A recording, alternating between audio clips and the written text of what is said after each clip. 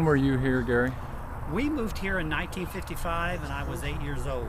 I started working for him in the early 60s when I was 12, and I worked for him until he died. And your dad was the foreman? My dad was one of the workers here also. There were several around the area, and we all lived in his tenant homes. Okay. All right, so this cement area was the parking area in front of the garage that's set right here, and the house is over there. The house was over in what are now woods? woods? Right there where those woods are. Okay. Back through this little walk area, that through there is where on the way to the pool. And there's nothing left of the pool? There's nothing left of the pool. There's some chunks of cement, and I think there's a little bit of marble lying around, but there's nothing else left of it. Can you describe the pool? Do you remember the pool from what your perspective was? It was a big Olympic-sized pool with a high dive. It had a nice pool house with an elevator that went up and down. It had blue kind of glass all around the pool that with lights underneath it, and we would put something called blue vitro in the pool on a daily basis in the summertime to keep the chlorine level properly. Keep the algae down? Yeah, it was called blue vitro. Copper sulfate. Is that what it is? Yeah. Okay, we called it blue vitro. I don't know. I was a kid. Copper is bluish.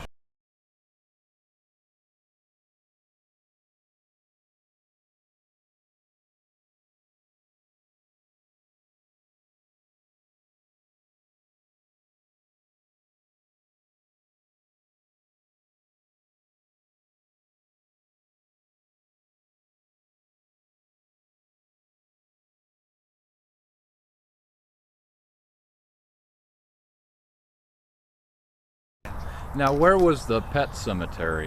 The pet cemetery, if you went on the other side of the pool, back where the high dive was, and turned left, it was right back in there.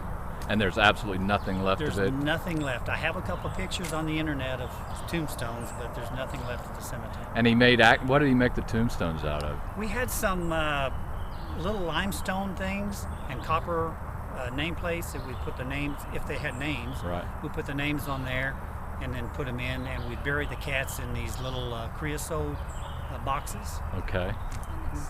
Yeah, it's sad and sweet though. What was apple pie? Well, there was one cat that we named Apple Pie because there was an apple pie sitting on the shelf and it got into it one day. Was that a favorite cat, I guess? Yeah, it was a favorite of someone. I can't remember who it was. Now, what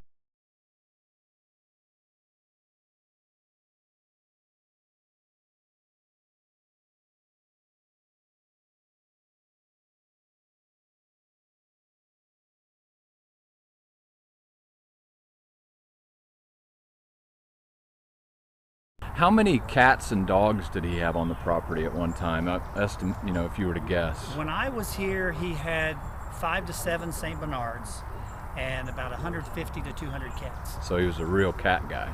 Yes. And did he know them all by name? No, not a lot of them didn't have names. Yeah. We just, would pick up strays, and then there were a few favorites that we named.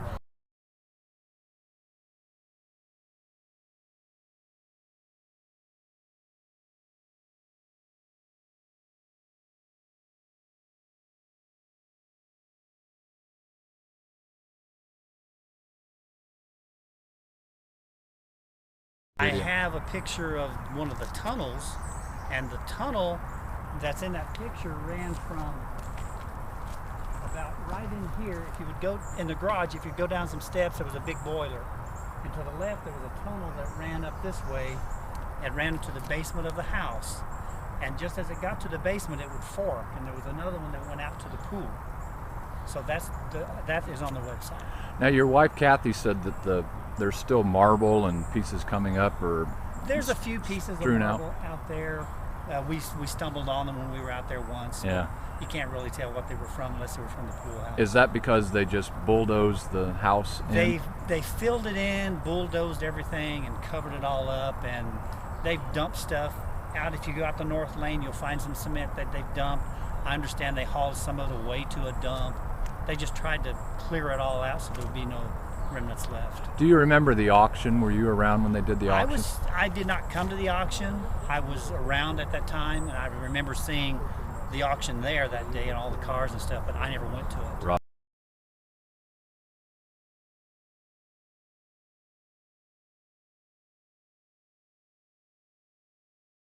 How many animals did he have on the property at one time? He had around 150 to 200 cats, which we kept mostly back here in the cat lot.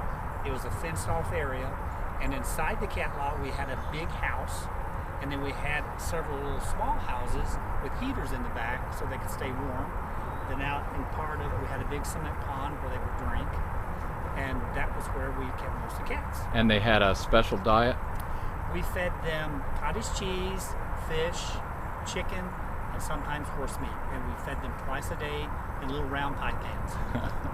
Part of the fence you will see, which is the original fence that was here back in the late 50s, and maybe even before then, that surrounded property down through here on both sides. Over here are some daffodils that bloom in the early spring, and these were here when I was here back in the late 50s, because I used to come down this lane and they were all the way down the lane. And as a side note, Mr. Test had a gladolia garden up near the dog pens, and every morning I would go out and cut fresh flowers for him, and he would put him on his kitchen table. Is that Paved lane, and it came down to this fence, and there was a fence that went across here, and there was a big gate. And then when you came out the gate, the road turned right and went down onto the road. This was woods. and this is the remnant of the fence? That's the remnant of the fence.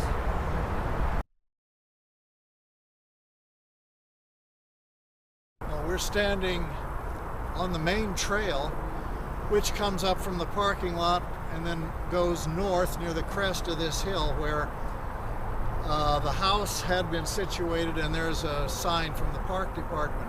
So just before you get there, that's where we're standing, and right behind me and behind this sign on animal footprints is a trail that goes to the top of another hill, and then if you go to the right up there, you see where the swimming pool had been, and there's some tiles and old electric poles in the area and some drainage pipes perhaps. And if you go down, you come out on an access road, which in the old days went from where the house was situated out to Johnson Road. And as a hiker, can you describe this general area? Because I know this is one of your areas that you like to hike. Oh, it's one of my favorite areas close to my house because it has a lot of wonderful hills, hardwood forests, valleys, some unfortunately loaded with trash. You can see deer, other interesting little creatures and so forth, and just a great place because if you get off the bicycle and horse routine here, you're all by yourself back here in these trails that nobody knows about. And what do you think about all this cult of ghost stories and stuff that have I come actually up? think it's really neat. I mean, it's really amazing that all these years this has held the interest, and I love it. Yeah. Really. Do you get that a lot on your tours when you bring people out? Do they ask you about the legends? Yes. The last year when I brought a group of school children out, that's what they wanted to know. They wanted to know where the casket was. Yeah. And the legends are that he had his dead wife there, but he never lost a wife, right? Right. His wife's actually outlived him. The legend was in the far into the house where there's a glass room, that he had his wife in a glass casket in there, and he would sit there with a shotgun every night. Yeah.